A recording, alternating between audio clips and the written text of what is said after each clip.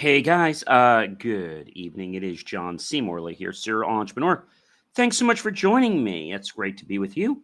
Our master topic for the week, in case you're wondering, we have one more night after tonight to talk about that, and that is Understanding Intercessions, Series 3, Show 45. We'll get into the granular topic in just a moment, but this is a perfect opportunity for you to go run to the fridge and get something tasty and delicious, or perhaps an icy cold drink, something hot like a hot chocolate, coffee or tea or a latte, or perhaps maybe some leftover Halloween candy or a delicious piece of cake. All right, so you run and get that, or perhaps maybe even a healthy apple, pear, or strawberry, or something else like that would be great too. So, welcome everyone to Inspirations for Your Life podcast, where I explore the transformative power of habits, qualities, and practices that lead to personal and professional success. I'm your host, John Seymourley, serial entrepreneur, podcast coach, and of course, the host here of the show. And I'm here to guide you on a journey of self-improvement, leadership mastery, and life-changing growth. Whether you're looking to fine-tune your daily routine, strengthen your mindset, or inspire those around you, this podcast is packed with actionable insights and powerful strategies. So get ready to elevate your life and achieve the fullest potential. Hurry back from the fridge. Let's get going, all right? So tonight's show, the granular topic, I should say, is a well, they're always good ones, but here's the topic. Habits of influence, unlocking potential through purposeful living, Series 3, Show 45, episode number 6. So let's just dive in, all right? All right, guys, welcome. Be sure to check out all my great content at believemeachieve.com, where you can catch long form, short content like static posts, etc. Go check that out, all right? Not now, but after the show. And I will help you recharge and ensure that every day builds on the last. So remember, establish daily practices. Daily routines are the cornerstone, ladies and gentlemen, of success.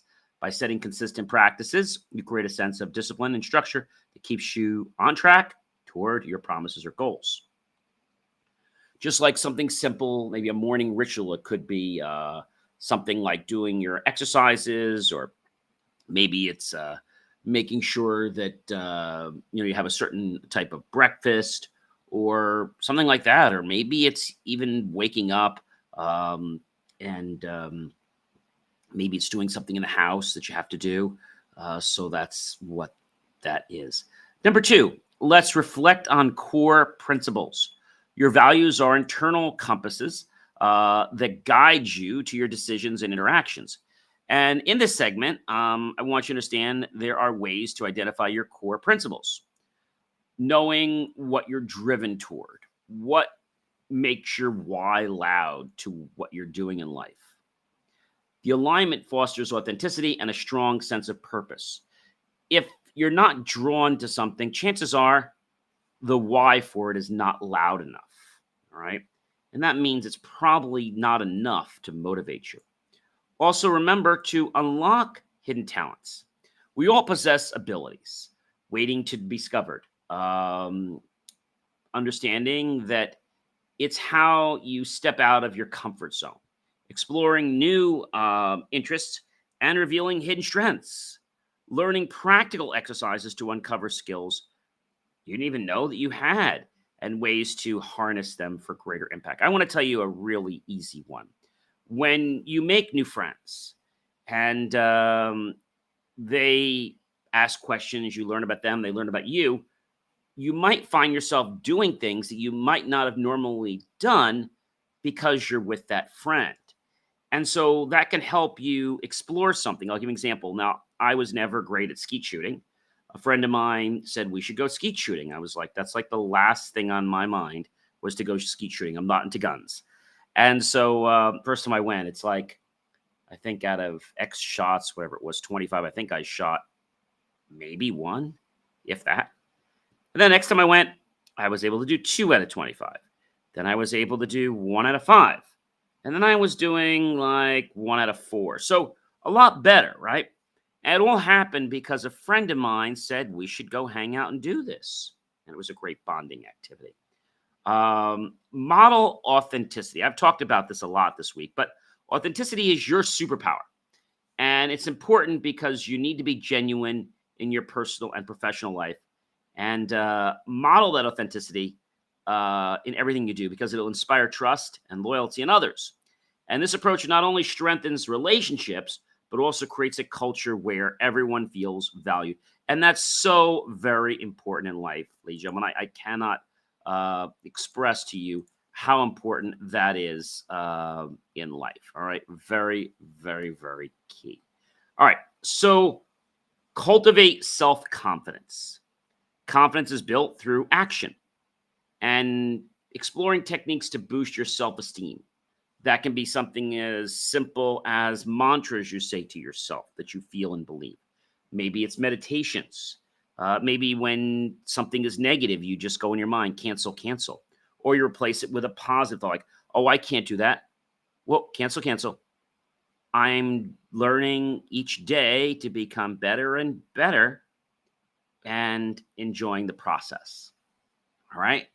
So, from the small wins to the major achievements, you have to learn how to build a foundation of unshakable confidence.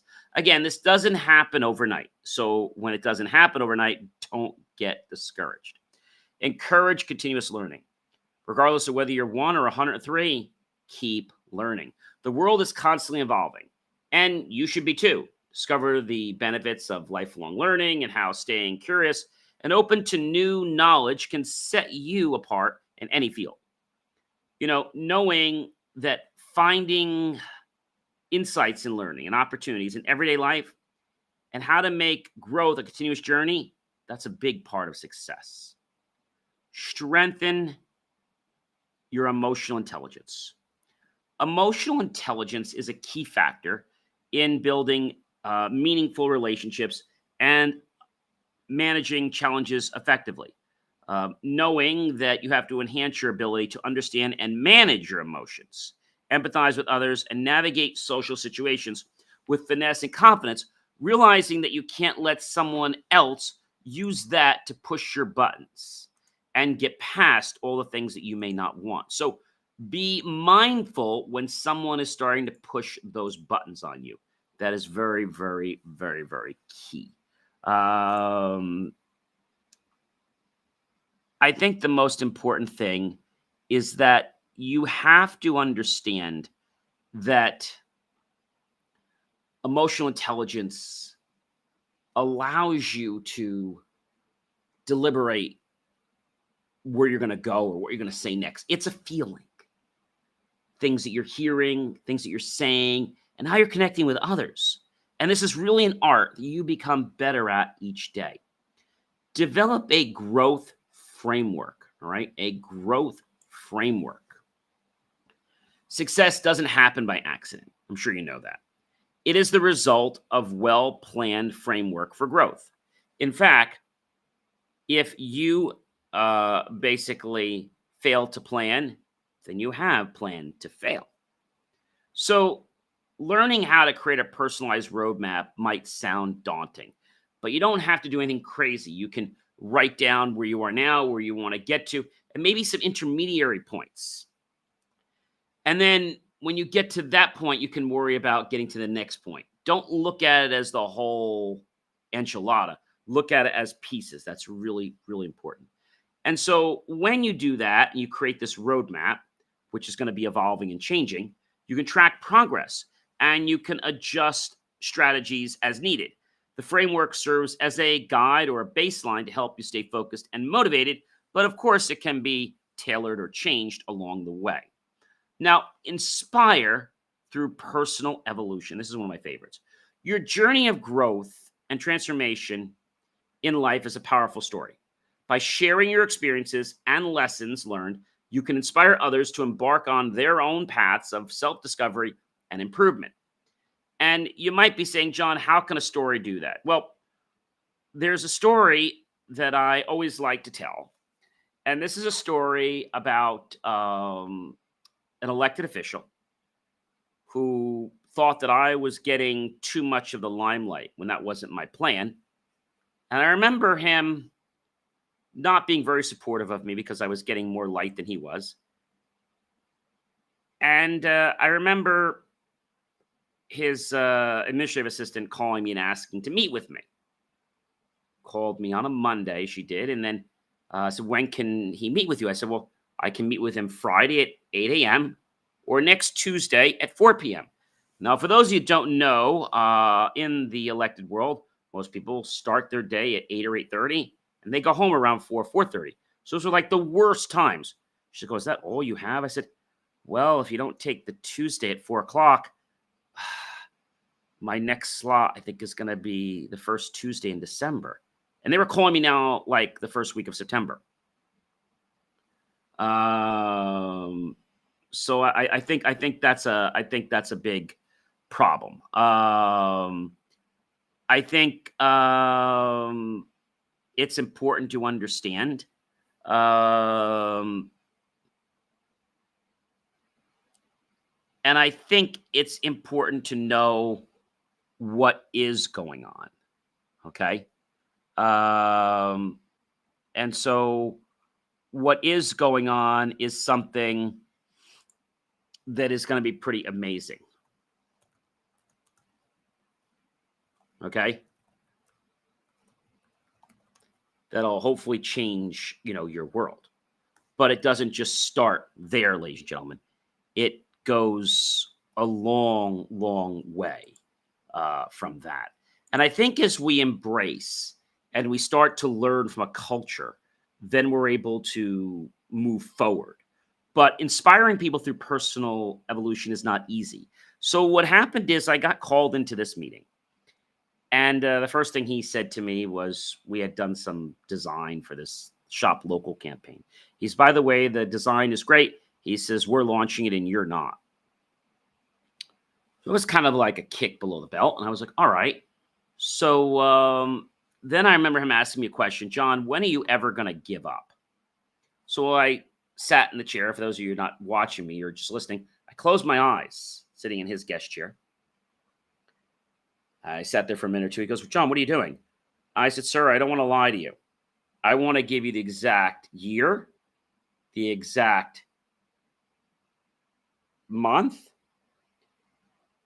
the exact week, the exact day, the exact hour, minute, and second I'm officially going to give up. Oh, okay. And a minute or two later, I was like, oh, I'm going to give up when a little baby boy or a little baby girl tells their parents they don't want to learn to walk anymore. And he's looking at me really funny.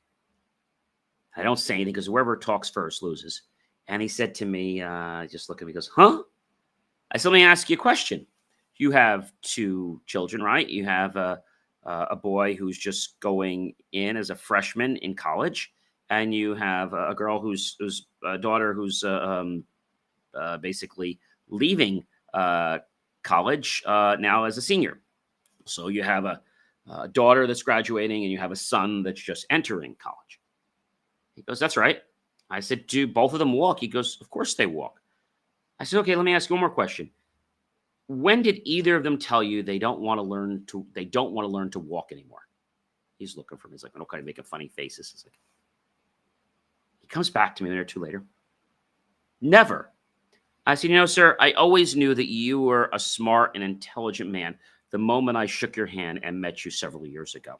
And I knew today that when I asked you that question, you would give me the correct answer precisely right the first time. And sir, that's officially when I'm going to give up. Never. He told me to get the blank, blank, blank out of his office.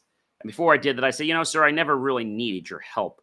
I was just here as an olive branch offering, hoping we might be able to work together and stop all the pettiest nonsense with the police and all these games. And everybody else knows it's a game.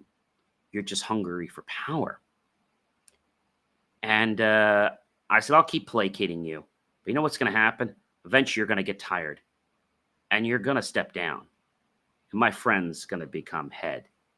And then things are going to change. You know what happened? 6 months later, he actually submitted his email resignation letter. And he didn't rerun again for the next year.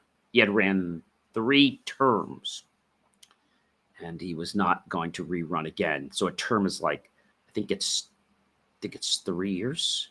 So he had been for like 9 years. That was a long time. There was no clause that he had to step down at any time, but he decided to step down. And my friend did get in office. You know what happened? The world changed in that community because people that liked me weren't liking me before because of what he was dictating them to do as like the head of everything. Now that somebody got in there that was truthful and I was friends with, everyone that liked me now showed that they really liked me. And it was just a different experience. People all wanted to help me. And I think that's an important thing. But the reason I tell you this story is you got to bring your A game to the table first, because if you don't, someone else will. Ladies and gentlemen, I'm John Seymour, a serial entrepreneur. It's always such a privilege, pleasure, and honor to be with you guys on these days and these evenings or whenever I broadcast. Do check out Believe, meachieve.com for more of my amazing, inspiring creations, ladies and gentlemen. And I'll catch you guys when? Well, tomorrow to wrap up with our final master granular topic for this big master topic of intercessions. Can't wait to be here and to share it with you. Have a great rest of your night, and I'll catch you tomorrow.